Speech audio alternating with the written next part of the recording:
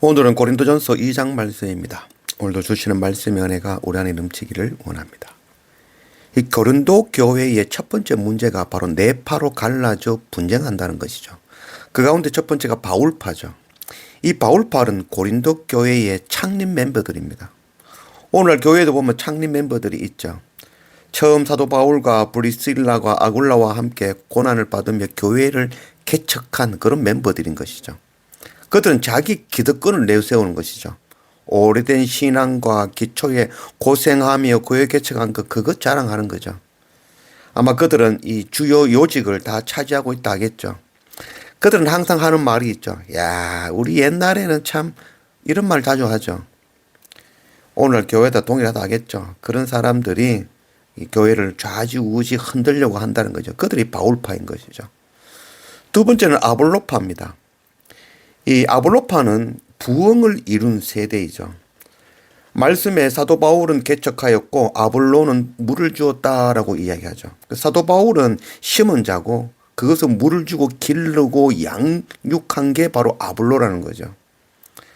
오늘날 교회도 보면은 개척한 목사님이 있고 그것을 부흥시키는 목사님이 있죠. 부흥 멤버라는 거죠. 그들은 현직을 담당하고 있는 자들이죠. 그래서 이들은 과거의 창립 멤버들과 부딪히는 거죠. 옛날에 영성, 옛날에 그 무슨 소용이냐, 지금이지. 이런 거죠. 그들이 이 아볼로파가 부흥파가 자랑하는 거는 숫자죠. 지금 봐라, 얼마나 부흥했냐. 이거 다 우리가 한 거 아니냐. 그리고 재정을 자랑하죠. 옛날에 예산이 얼마인데 지금 예산 얼마 됐다고. 이들이 하는 게 바로 아볼로파라는 거죠. 그리고 세 번째는 게바파가 있었죠. 이 게바는 베드로죠. 예수님의 수제자였죠. 그 수제자의 권위를 나타내는 사람들이죠. 사도 바울은 어떤 면에 있어서는 예수님의 제자가 아니었기 때문에 그 사도성을 의심하는 사람들이 있었죠. 오늘날 교회로 말하자면 재력가들, 지시층들, 권력가들이 하는 이야기들이죠.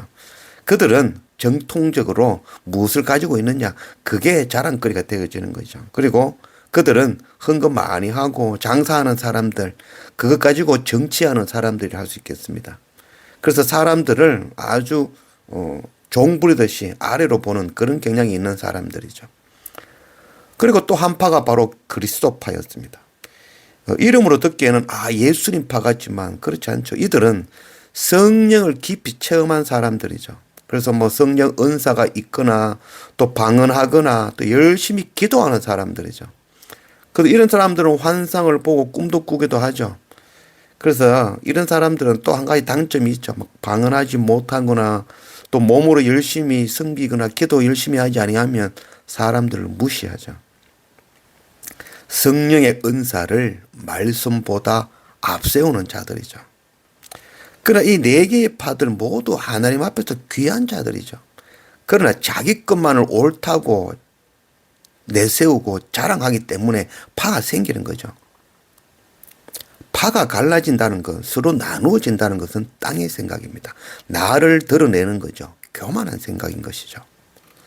사탄은 거룩한 옷을 입고 다가옵니다. 각 파가 아주 열심히 자기 역할을 잘 감당하는 것 같지만 그 속에는 자기를 자랑하는, 자기의 것을 놓지 않는 아주 교만한 마음들이 품어 있는 것이죠. 우리가 바라봐야 될 것은 하나님의 나라죠. 그런데 서로 인정하지 아니하고 나를 나타내고 내 방법만 고집하고 반목한다면 이는 하나님이 원하시는 일이 결코 아니죠. 우리는 어느 파에도 속할 수 없는 자들입니다. 그러나 모든 것에서 하나님의 나라를 발견할 수 있는 자가 되어야 되는 것이죠. 이런 그리스도의 마음이 우리 안에 가득하기를 원합니다. 1절 형제들아 내가 너희에게 나아가 하나님의 정거를 전할 때에 말과 지혜의 아름다운 것으로 아니하였나니 내가 너희 중에서 예수 그리스도와 그가 십자가에 못 박히신 것 외에는 아무것도 알지 아니하기로 작정하였습니다. 사도 바울이 다시 한번 그 네 파로 갈라진 그 고린도 교회를 향하여서 주시는 말씀이죠. 내가 그 파가 무슨 관계가 있냐. 나는 너희들한테 파에 대한 이야기 하지 않았다. 나에 대한 이야기 하지 않았다. 나는 오직 예수 그리스도와 십자가 그 외에는 내가 너희들에게 전한 것이 없다. 파로 갈라질 것이 아니라 바로 이것 예수 그리스도. 십자가 이거 바라보자라는 것을 이야기하는 것이죠. 사도 바울은 이 분파와 분쟁과 반목에 대해서 그 문제를 풀어가는 그 핵심이 바로 복음으로 풀어낸 것이죠. 우리가 이 복음 붙들어야 됩니다. 그 어떤 파나 그 어떤 과거의 영광이나 내가 가진 힘이나 지혜가 아니라 복음 붙들어야 되는 것이죠. 우리가 죄인 되었음을, 우리가 값 없이 자격 없이 오직 은혜로 구원받았다는 것. 그리고 이 모든 것 다 하나님 앞에 자랑할 수 없다는 것. 이거 우리가 깨달아야 되는 것이죠. 사도 바울이 고린도 교회를 개척하면서 오직 예수 그리스도와 십자가만 전하였다는 것. 우리가 이것 잊지 않기를 원합니다.